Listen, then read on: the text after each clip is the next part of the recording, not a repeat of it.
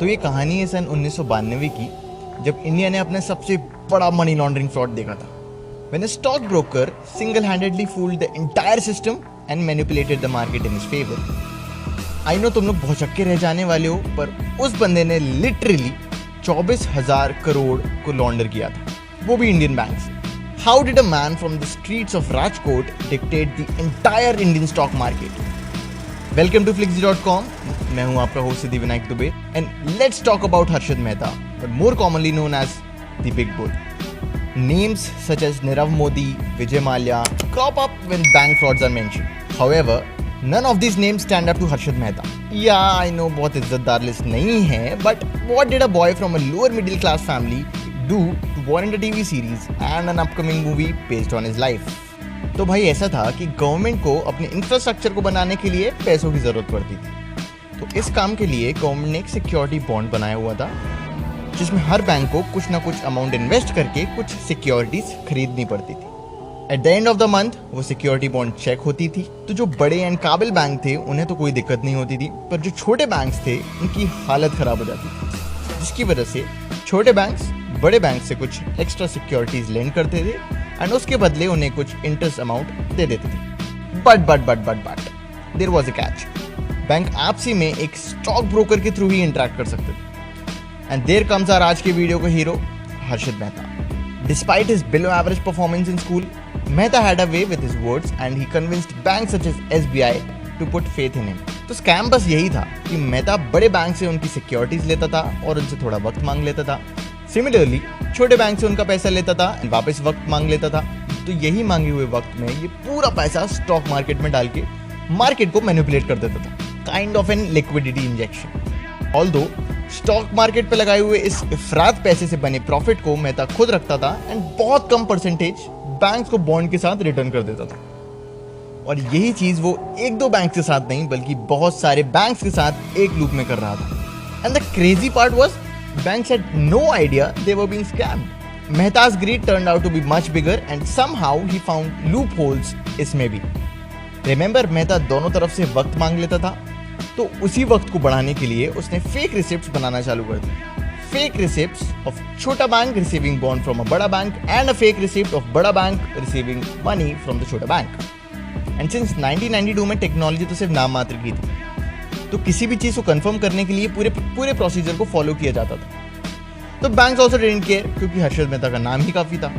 सो सीधे शब्दों में ये कि बैंक सिर्फ रिसिप्ट देख के विश्वास कर लेते थे कि ट्रांजैक्शन सक्सेसफुल है and they had no idea कि आखिर बड़ी स्क्रीन में चल क्या रहा है। And as a result Mehta and his associates were now 3500 crore richer. So why was he gifted the name big bull? Well, he invested so much money into the stock market that it caused the market to surge more than 4500 points. एक बार तो उसने ACC के stocks को इतना push कर दिया कि वो 200 से सीधा 9,000 रुपए पहुंच गए। एंड बढ़ते प्राइस को देख के बाकी इन्वेस्टर्स ने भी उसी पे पैसा डाल दिया था एंड वंस इट रीच 9,000 तब मेहता ने एक बार में ही पूरा पैसा खींच लिया, जिसके कारण वो 200 पे वापस आ गया। And so the people who must have brought the stocks for example of 5,000 rupees और इवन ऑफ 9,000 रुपीज, उनको तो बॉस जोर का झटका काफी ही जोर से लगा। His bullish approach to the stock market gained a loyal following, where investors would make investments only after the approval of Big Bull. Harshad Mehta was soon hailed as the Amitabh Bachchan of the stock market. Everything was going well for Harshad.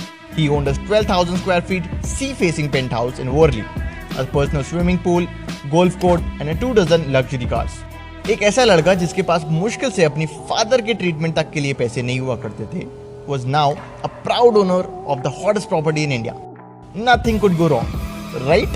Tragedy struck for Harshad Mehta on 23rd April 1992. जब सुचेता दलाल, जो कि एक business journalist थी, वो मेहता की ऐसी बढ़ती success को देख के रियलाइज्ड कि बॉस कुछ तो गड़बड़ जरूर है। And she finally exposed all his illegal practices in her article when Mehta paid 26 crore of income tax एक बार में, वो भी ऑन टाइम। एंड वो उस साल का सबसे बड़ा इनकम टैक्स पेयर बन गया। Mehta's fate was sealed when banks realized they had been storing worthless bank receipts, and when they demanded their money back, the stock market crashed heavily. Thousands of investors lost all their money. It was a financial tragedy. CBI arrested Harshit Mehta in November of 1992 and he was charged with a whopping of 72 criminal cases involving money laundering and frauds. Was this the end of one of the most biggest scammers India has ever witnessed? Strikingly, nahi. Only 3 months into his sentence, Mehta and his associates were granted bail.